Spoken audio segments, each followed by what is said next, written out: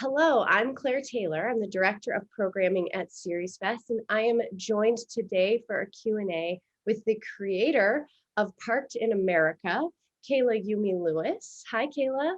Hi, thank you so much. We're so honored to have Parked in America in the lineup for SeriesFest Season 7 in the Independent Pilot Competition. Um, my first question, and everybody gives me a hard time about this, but I think it's the most interesting question, really, is what was the genesis of this project? Where did this idea come from? Right, well, so we made this project at NYU Tisch. It was our senior thesis project, and so this our TV program is a little bit smaller than like the general like narrative short films kind of program. So they only pick 2 pilots every year to get made. So we have to all submit our scripts, and then the faculty will look it over and then decide which ones they want to greenlight. So my junior year, I was like, okay, like I'll write something. I'm probably not going to get picked, but like at least I tried, you know? And so I was thinking, I was in a class with one of my professors, and I was thinking about like, what I could write about and what I wanted to explore. And these characters kind of just like came out of nowhere. And, I knew that I wanted to talk about young people, and that I wanted to talk about Asian American young people, because there's just not that many shows with the Asian Americans in the center, especially more than one. There's usually just like one, and maybe they're in the side, which is it's fine. Of course, it's fine. It's good to have different types of characters everywhere. But I wanted to put, a lot of people in the center, one specific family. So that's what I did. And from there, we kind of, after we got chosen, I went and wrote like 20 more drafts, and developed this into, it started as a sitcom, but now it's very much a drama that kind of explores a lot of really difficult topics like mental health and, sexuality, and figuring out who you are at a very young age. And so I just had to dig deep into like how I had experienced young adulthood and be very vulnerable with that. So I hope that comes through. Yeah, it definitely does. It's such a beautiful piece that pulls at your heartstrings, and you do such a fantastic job of guiding the audience through the world. So did you find your cast and your set and all of that? Did that come through the NYU program or? Yeah, I mean, we had help, but everything like we went and did basically on our own. So we had like NYU insurance backing us up and everything like that, and their equipment, which was a godsend. We didn't have to rent any equipment. But in terms of casting, we just put up online posts on like casting websites. Me and our executive producer Annie Swenson, we went into Koreatown in Queens and put up signs to try to get some Korean speakers to audition. And but we were so lucky. We both Jeff and Judy, our 2 main leads, who played Jamie and Eli, they both go to NYU as well. We were auditioning lots of people for Jamie, and they were all wonderful, but we just couldn't find one who really like felt young enough, because we wanted, her to like us to really like root with her in that respect, like, oh, she's really young and she's going through this. So Luke, our director, had met her at a Tisch film and TV and drama mixer, and she was like the first person who came up to him, and just was like, "Hi, like I'm Judy. I'm a freshman, just looking to meet people." And then she came in and read for us the next day. So that was amazing. Yeah. Wow. And so was this your first project in school? So this is your first time filmmaker project? I mean, we had made films before.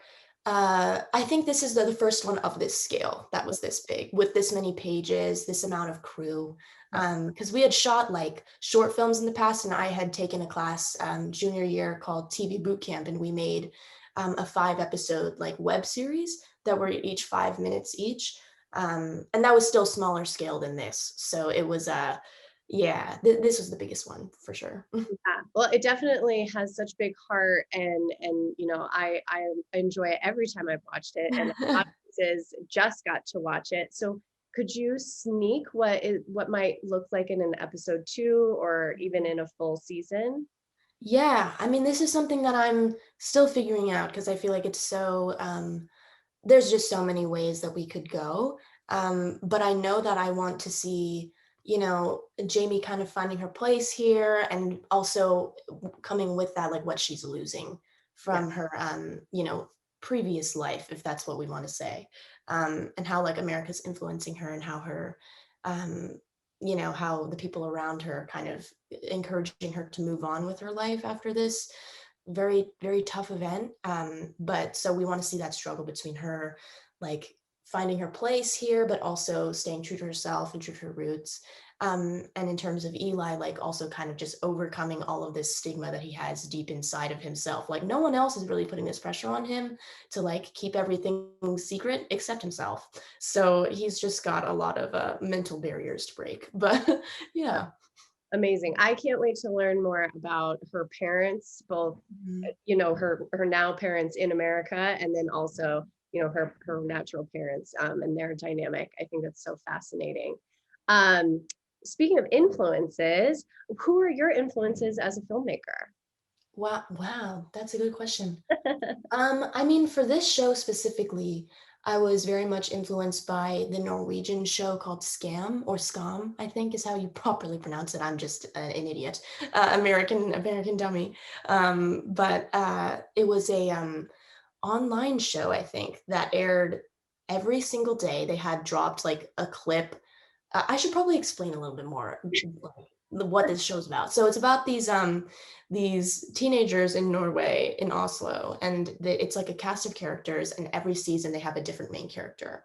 So it follows each character on their own kind of personal journey, exploring what have you, for each of them. And it's very much like a character piece. Like there's not a scene where the main character is not in it, basically. And so I kind of wanted to do a similar thing where it was very intimate and you feel like you're right there with the characters, um, and also feel like the modern time. Like there are some shows where it's like, oh, this high school show could really take place at any point in time, but I wanted it to feel very specific to right now. And I think Scam does a really good job of that. Scam does a good job of that. And so, yeah, I wanted to do that. And I think in terms of just like my other influences, who I just really love, I love Lulu Wang, and I love Sue Hugh, the showrunner. And there's just a lot of like really amazing women that I look up to. And also I just love like Taika Waititi. He's just like my favorite. I don't think like I could do what he does, but I just enjoy the ride every time I watch something he makes. That's amazing. I gotta watch Scam now. You've like totally sold me on it. It's Scam. so, so good. Watch the original Norway version because there's like so many spin-offs in different countries and they're generally good, but the original is my favorite. Amazing.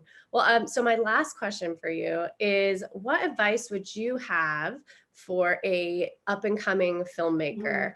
Not only are you in our independent pilot competition, but we'll also be showing you in our collegiate showcase Oh, as cool. well.